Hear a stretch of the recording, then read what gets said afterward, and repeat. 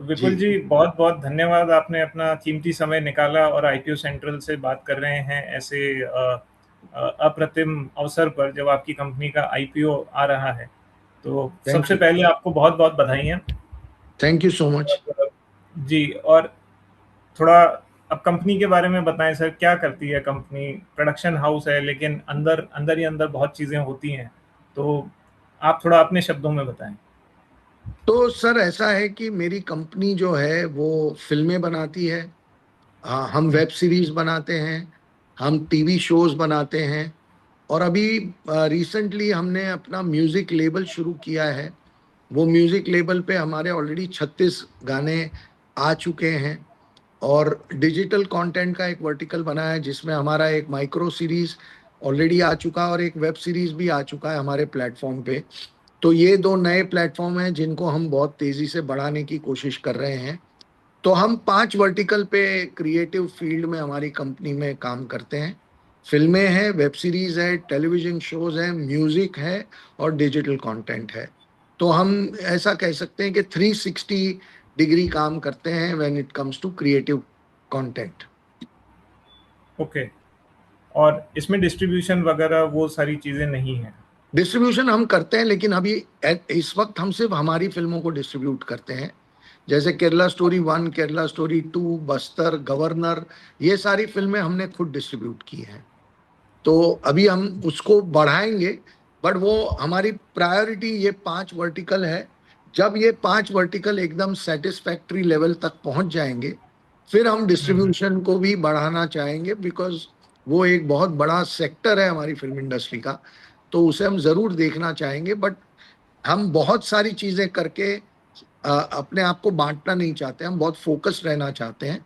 और फोकस हम्म। रह के इन वर्टिकल्स को एक स्ट्रांग और स्टेबल वर्टिकल्स बनाने के बाद हम फिर डिस्ट्रीब्यूशन को एक एज अ वर्टिकल बड़ा करेंगे। जी। अच्छा, अभी आपने बताया कि आपकी जो 5 वर्टिकल हैं, तो इनको एक तरीके से हम आउटपुट के तौर पे देख सकते हैं कि आपकी कंपनी 5 अलग-अलग प्रोडक्ट्स बनाती है, जिसके लिए रॉ मटेरियल काफ़ी कुछ सेम सा होता है। सेम नहीं होता, क्योंकि मेरी हर फिल्म की कहानी भी अलग हुँ, होती है, मेरे वेब शोज की कहानी अलग होती है, टीवी की कहानी अलग होती है। तो हम हर फिल्म को जब लिखना शुरू करते हैं, तो हम ऐसे शुरू करते हैं कि ये हमारी जिंदगी की पहली फिल्म है। तो अच्छा। वो अप्रोच हमने हमारे राइटिंग में रखा। और इसी वजह से अगर आप देखेंगे मेरी फिल्मोग्राफी और मेरे काम को, तो मेरा सक्सेस रेशियो शायद इंडस्ट्री में वन ऑफ द बेस्ट होगा।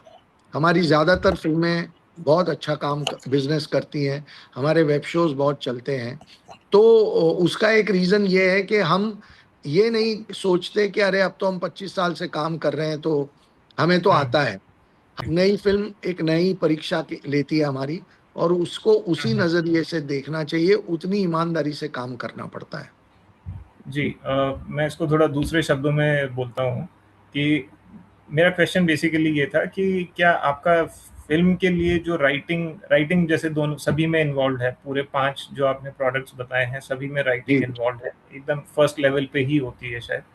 और लेकिन फ़िल्म की राइटिंग अलग तरीके से काम करती होगी और वेब सीरीज़ की अलग तरीके से करती होगी, या ये ऐसा नहीं होता है?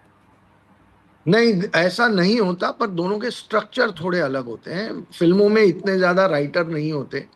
एक फिल्म शायद 2 या 3 राइटर मैक्सिमम लिखते हैं। वेब शो में राइटर्स रूम बनता है जिसमें 4-5 राइटर्स बैठते हैं, क्योंकि वो कहानी लंबी होती है। अगर 8 एपिसोड अगर मैं बना रहा हूँ एक सीजन के, तो वो 3 फिल्मों जितनी कहानी होती है। तो इसलिए वहां पे थोड़े राइटर्स ज्यादा होते हैं।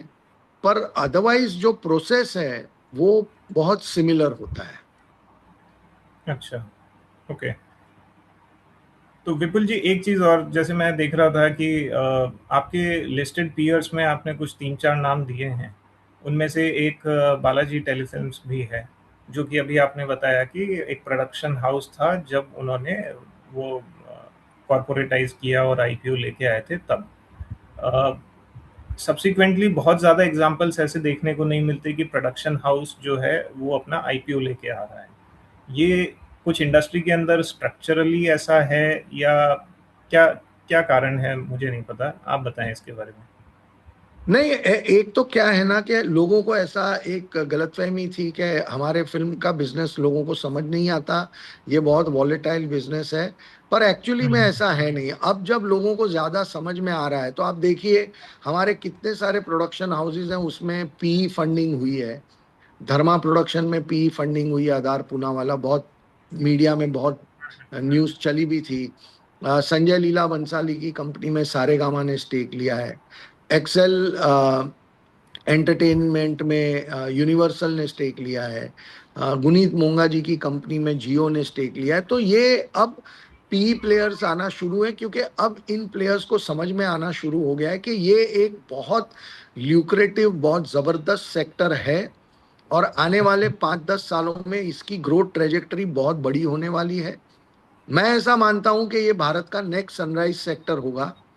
आज अगर आप देखें तो एंटरटेनमेंट बिजनेस की जो ओवरऑल इंडियन वैल्यू है वो अप्रोक्सीमेटली $34 बिलियन है, जो हम्म। 2030-31 आते आते एस्टिमेट है कि 50 बिलियन को क्रॉस करेगी। तो ये जो बेनिफिट्स हैं, ये अब लोगों को समझ आने लगे हैं कि ये भी एक ऐसा बिजनेस है जिसमें वॉलेटिलिटी को बिल्कुल मतलब आप कम कर सकते हैं। एक प्रिडिक्टेबल डी रिस्क मॉडल के साथ आप बिजनेस कर सकते हैं। और इसलिए ये हो रहा है, हमें ये रास्ता ज्यादा बेहतर लगा आईपीओ का, इसलिए हम इस रास्ते पे चल रहे हैं। जी। ओके। चलिए सर, बहुत अच्छी बात है। अब थोड़ा फाइनेंशियल्स के बारे में बात करते हैं। जी सर। आपकी कंपनी का रेवेन्यू पिछले 3 साल से डिक्लाइन हो रहा है। जो टॉप लाइन फिगर देखते हैं वहीं पे ये क्वेश्चन उभर के आता है कि ऐसा क्यों हो रहा है। तो इस पे थोड़ा प्रकाश डालिए। नहीं देखिए, क्या होता है कि जब आप कोई एक एक्स्ट्राऑर्डिनरी ईयर आता है, जैसे केरला स्टोरी का ईयर आया 2024, तो वहां पे प्रॉफिट आपका बहुत बढ़ता है। बट अगर आप रेगुलर देखेंगे तो उसके बाद वाले सालों में भी हमने फिर इस साल ग्रोथ ही किया है। केरला स्टोरी के बाद हमारी जो कंपनी का पैट है वो 35 पे आया, और अब फिर हमने 2026-27 में 40+ का पैट पोस्ट किया है। तो हमारा जो ग्रोथ ट्रेजेक्टरी है वो चल रही है। बीच में कोई एक्स्ट्राऑर्डिनरी फिल्म आ जाती है तो वो एक साल आपको एक्स्ट्राऑर्डिनरी प्रॉफिट्स दिखते हैं। लेकिन रेगुलर बिजनेस में हम कंपनी को बहुत प्रिडिक्टेबल तरीके से 20 से 30% की ग्रोथ ट्रेजेक्टरी पे रखने की कोशिश करते हैं, ताकि कंपनी स्लोली स्लोली कंसोलिडेट करके आगे बढ़ती जाए। अब जब फंड्स आएंगे तो फिर हम अपना स्केल अप करेंगे, तो ये पॉसिबल है कि ये जो आंकड़े हैं ये और भी बेहतर होंगे। लेकिन वो एक एक्स्ट्राऑर्डिनरी इवेंट होता है कि जैसे केरला स्टोरी हुआ। आगे भी हम चाहेंगे कि ऐसी एक्स्ट्राऑर्डिनरी फिल्में आए जो एक सडन स्पाइक आए, और बाद में हम फिर नॉर्मल बिजनेस करते रहें। लेकिन अगर आप 3 साल को इवेल्युएट करेंगे तो आप हमारा एबिटा मार्जिन देखिए, हमारा पैट देखिए, हमारी प्रॉफिटेबिलिटी को देखिए। डेट फ्री कंपनी है हमारी। बहुत मिनिमम कुछ छोटा मोटा ओडी हमारा चलता है, उसके अलावा कंपनी बिल्कुल डेट फ्री है।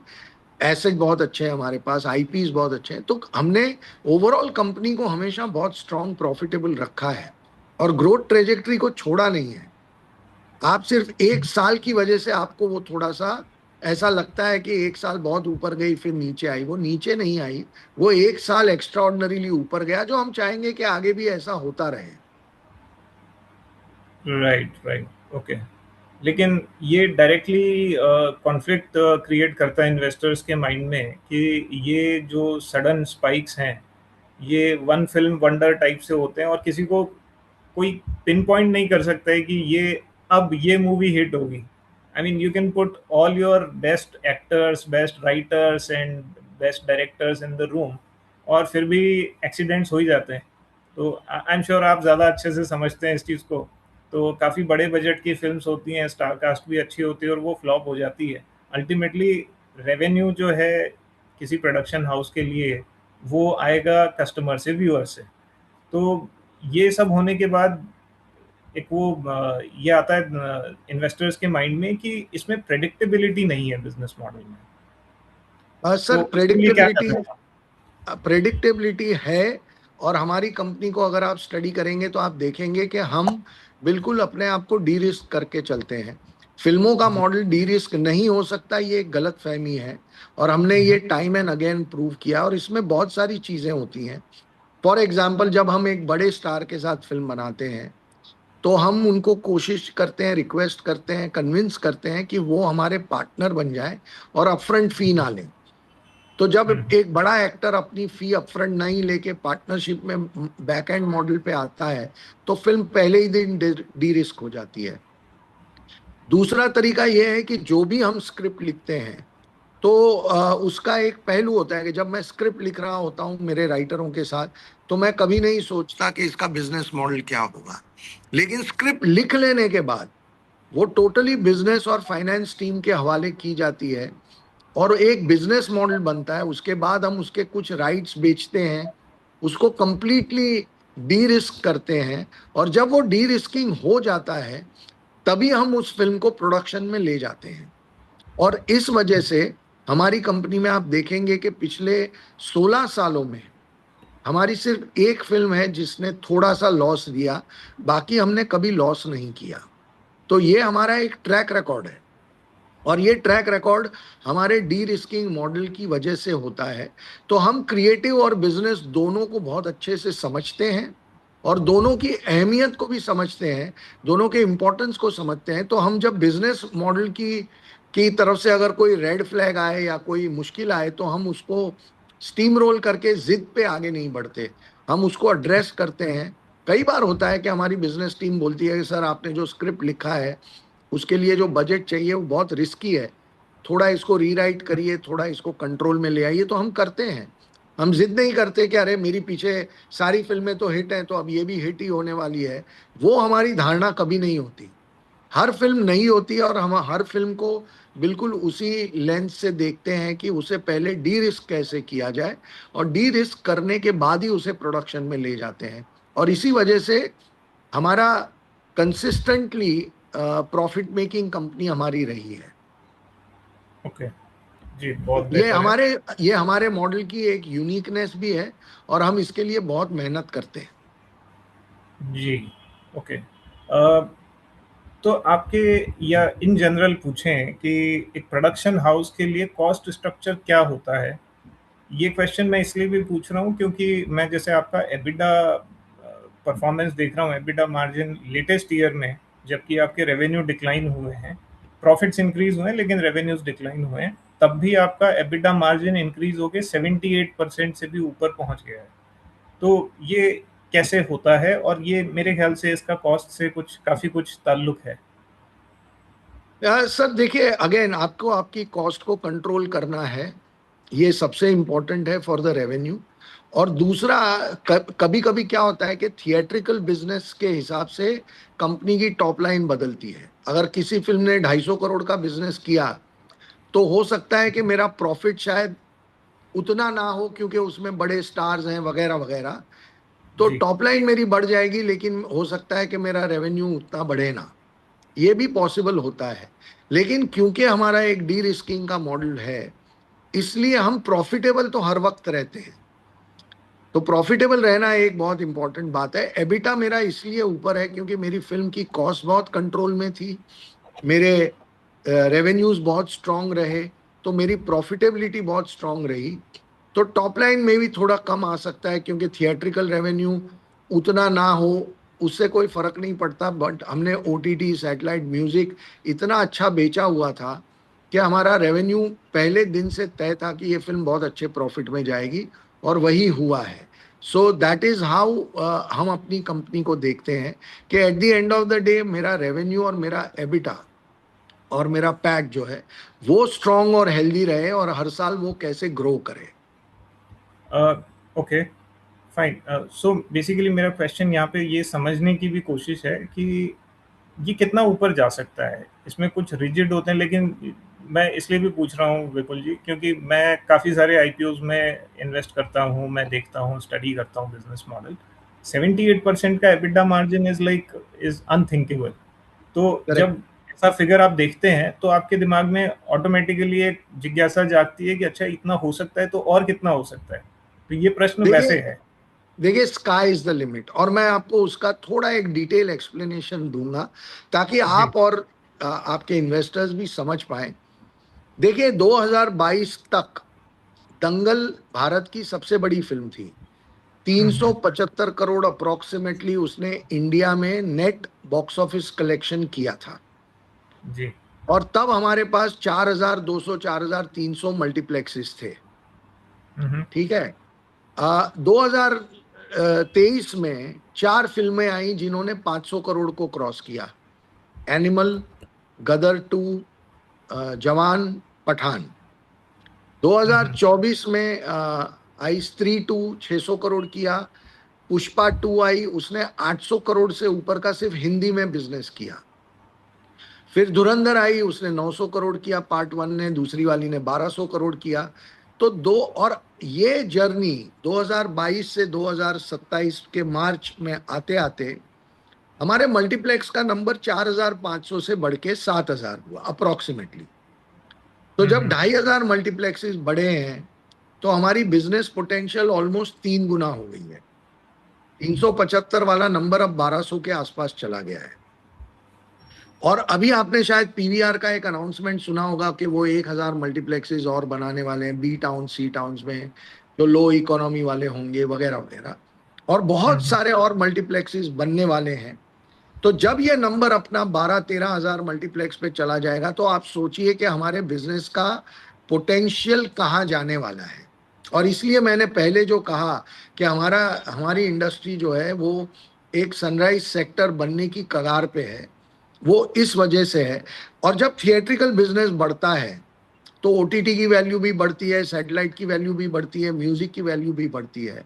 और अगर आप कंपैरिजन करेंगे तो भारत में 7-7,500 मल्टीप्लेक्स के सामने चाइना में इस वक्त 80,000 मल्टीप्लेक्स है। तो आप गैप हम्म। समझिए कितना बड़ा है, ग्रोथ पोटेंशियल कितना बड़ा है इस इंडस्ट्री का, थिएट्रिकल बिजनेस का। और थिएट्रिकल बिजनेस के बढ़ने से बाकी रेवेन्यूज के बढ़ने का। तो आप जो कह रहे हैं कि ये कहां तक जा सकता है, तो मैं कहता हूं स्काई इज द लिमिट। और उसके अलावा हम तो और भी प्लेटफॉर्म्स पे काम कर रहे हैं, वेब सीरीज है, टीवी का काम कर रहे हैं, म्यूजिक को बहुत बड़ा बनाएंगे। आप टिप्स को फॉलो करें अगर तो आप देखिए म्यूजिक के अंदर टिप्स और सारेगामा का परफॉर्मेंस क्या है। और उसके अंदर आईपी वैल्यूएशन, एन्युइटी की इनकम, वो सारे एलिमेंट म्यूजिक के अंदर कितने शानदार हैं। तो हमने हम्म। हमारी कंपनी को वैसे डिजाइन किया है कि हम इसको बहुत आगे तक कैसे ले जा सकते हैं।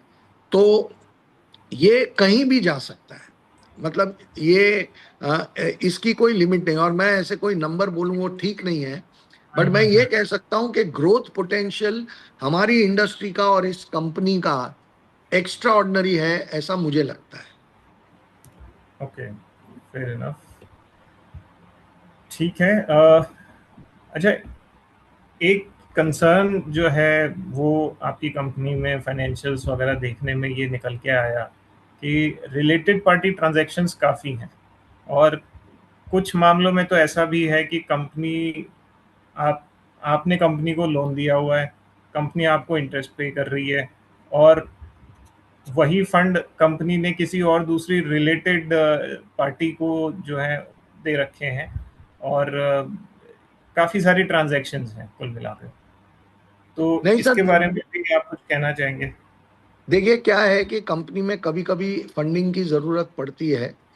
और वो फंड हम लोन भी ले सकते हैं। पर हमने हमारी कंपनी को हमेशा डेट फ्री रखा है। और मैं अपना कैपिटल कंपनी में इसलिए डालता हूं कि कल को अगर किसी वजह से कंपनी पे कोई भी लॉस आए, कुछ भी हो, एक्स्ट्रा ऑर्डिनरी सर्कमस्टेंस, अभी तक हुआ नहीं, पर अगर कल को ऐसी कोई नौबत आए तो भी कंपनी के ऊपर प्रेशर ना हो। उस वक्त वो मेरे हाथ में भी है कि मैं इंटरेस्ट छोड़ सकता हूँ। मैं इंटरेस्ट तभी लूंगा जब कंपनी अफोर्ड करेगी। मेरा एक सिंगल मोटो है इस कंपनी को बड़ा करना। मैंने इतने सालों में कंपनी में जब जब कोई भी फिल्म डायरेक्ट की, लिखी, प्रोड्यूस की, मैंने कोई भी फी नहीं ली। मैं सिर्फ एक बेसिक सैलरी लेता हूं और मैं अपनी कंपनी को बड़ा कर रहा हूं। और मैं इसलिए सारे फंड्स के रिसोर्सेज ऐसे रखना चाहता हूं कि जिसके अंदर कंपनी के ऊपर कोई भी स्ट्रेस ना आए, कोई भी डेट और ऐसी। ये हमारी कोशिश अब तक रही है। अब मामला बिल्कुल बदल जाएगा क्योंकि पब्लिक फंडिंग होगी। तो फिर फंडिंग इनफ होगी हमारे पास, तो हमें ये सब करने की कोई जरूरत पड़ेगी नहीं। ओके।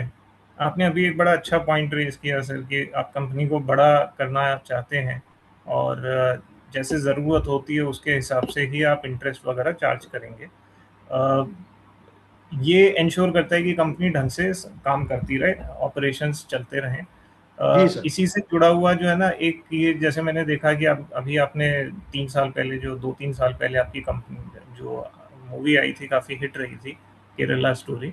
तो वहाँ पे एक केस चल रहा है, क्रिमिनल कंप्लेन है जिसमें कॉरपोरेट अफेयर्स जो है डायरेक्टर जनरल, वो भी इन्वॉल्व है, उन्होंने ही केस किया है इनफैक्ट, और उसकी एक हियरिंग जो है वो अपकमिंग है 17 सितंबर को। अ, जी मतलब ऑफर खत्म होने के तुरंत बाद, और आप केरला स्टोरी 2 भी प्लान कर रहे हैं, तो ये भी एक रेड फ्लैग है इन्वेस्टर्स के पॉइंट ऑफ व्यू से, not from the creative point of view, but तो इसको कैसे देखना चाहिए? देखिए सर, क्या है कि वो टाइम बार हो चुका है, लेकिन वो जिद कर रहे हैं कि वो केस उनको रीओपन करना है। उस केस के अंदर कोई मेरिट नहीं है। मैं आपके इन्वेस्टर्स को भरोसा दिलाना चाहता हूं कि there is no irregularity in the company at any level, और ये किसी के भी लिए ओपन है। आप अगर आप देखेंगे कि हमारी कंपनी पे ना कोई इनकम टैक्स के ऐसे कोई केस चल रहे हैं, ना कोई और लिटिगेशन चल रहा है। जहां तक केरला स्टोरी का सवाल है, केरला स्टोरी 2 पे केस हुआ था, और केरला हाई कोर्ट ने उस स्टे को देने से बिल्कुल मना कर दिया। फिल्म रिलीज भी हुई, फिल्म चली भी, और केरला स्टोरी 3 भी अगर मैं कभी बनाऊंगा तो हो हुँ, सकता हुँ। है कि तब भी कोई केस करेगा। लेकिन वो केस कभी वैलिड नहीं होते, क्योंकि हमारी रिसर्च और हमारी जो ऑथेंटिसिटी ऑफ डॉक्यूमेंट होती है, या हमारी सच्चाई इतनी मजबूत होती है कि कोर्ट मजबूर हो जाता है कि वो हमें हमारे अगेंस्ट स्टे दे नहीं पाते। केरला स्टोरी 1 के वक्त तो 12 ऑर्गेनाइजेशन ने सुप्रीम कोर्ट में केस किया था, और हुँ, सुप्रीम हुँ। कोर्ट में उनको स्टे नहीं मिला। केरला स्टोरी 2 पे भी स्टे नहीं मिला। तो क्यों? क्योंकि हमारी जो हम जो फिल्म में तथ्य दिखाते हैं, उसके हमारे पास बहुत मजबूत एविडेंस होते हैं। जब तक वो एविडेंस हमारे पास नहीं होते, तब तक हम फिल्म नहीं बनाते। और एक टेक्निकल मुद्दा है कि हुँ, जब हुँ। एक फिल्म को सेंसर बोर्ड सर्टिफिकेट दे दे, उसके बाद एक्चुअली तो हमारी जिम्मेदारी खत्म हो जाती है, केस होना चाहिए सेंसर बोर्ड पे, ये लॉ है। हुँ, हुँ। लेकिन उनको क्या है, जो लोग हम पे केस करते हैं उनको मीडिया में आने का बड़ा शौक होता है, और वो एक पब्लिसिटी चाहते हैं, इसलिए वो हम पे केस करते हैं। अदरवाइज हमारा तो केस बनता ही नहीं है। अगर एक कॉन्स्टिट्यूशनल बॉडी ने हमें अप्रूवल दे दी, हुँ, हुँ। उसके राइट। बाद हमारी कोई जिम्मेदारी रहती ही नहीं है, वो केस सेंसर बोर्ड को लड़ना होता है। लेकिन क्योंकि सेंसर बोर्ड भी बहुत मेहनत करता है, तो हम भी उन केस में उनके साथ खड़े रहते हैं। लेकिन अभी हुँ, तक कोई स्टे मिला नहीं, आगे भी मिलने की कोई गुंजाइश नहीं। और तीसरी बहुत इंपॉर्टेंट बात, ये हमारी फिल्में जो होती हैं, हमारी हर फिल्म इंश्योर्ड होती है। तो अगर ऐसा ओके। कोई इवेंचुअलिटी होती है तो इंश्योरेंस से हम कवर्ड रहते हैं। तो रिस्क अच्छा। उधर भी हम ओके। रिस्क को मिटिगेट करते हैं। हुँ, हुँ, हुँ। ये बड़ा अच्छा पॉइंट है कि मूवीज़ भी इंश्योर्ड होती हैं। अ, जी, हमारी हर फिल्म, हमारे यहाँ पे insurance for everything. For example, अगर आज मैं शूट कर रहा हूँ, कोई हुँ, हुँ। एक्सीडेंट हो गया और मेरा शूटिंग रुक गई, और मुझे अगले दिन कभी करना पड़ा, कोई एक्टर बीमार हो गया, नहीं आ पाया शूटिंग पे, तो हुँ। मैं डॉक्टर का सर्टिफिकेट उस एक्टर का लेके मैं इंश्योरेंस क्लेम करके उस पूरे दिन की कॉस्ट रिकवर कर सकता हूँ। तो okay. Insurance covers the films completely. ये पहले जैसा नहीं है। हुँ, अब हुँ। पूरा इंश्योर करते हैं हम हमारी फिल्म को, और फिर ही आगे बढ़ते हैं। सही है। चलिए, बहुत बढ़िया है विपुल जी, आपसे बात करके बहुत अच्छा लगा। काफ़ी कुछ थैंक यू। सीखने को, जानने को मिला फ़िल्म इंडस्ट्री के बारे में, और भी जो दूसरे कंटेंट्स हैं, जैसे आपने 5 प्रोडक्ट्स बताए। तो फ़िल्में जो सबसे ज़्यादा प्रोमिनेंस जिनको मिलता है, तो मूवीज़ को वो मिलता है, लेकिन उसके आगे भी काफ़ी और चीज़ें हैं। आपकी कंपनी अच्छा कर रही है, सो आपको बहुत-बहुत शुभकामनाएँ, और आपका आईपीओ सफल हो, ऐसी मंगल कामना के साथ आपको धन्यवाद। थैंक जी you so sir. Much. Thank you. Thank you.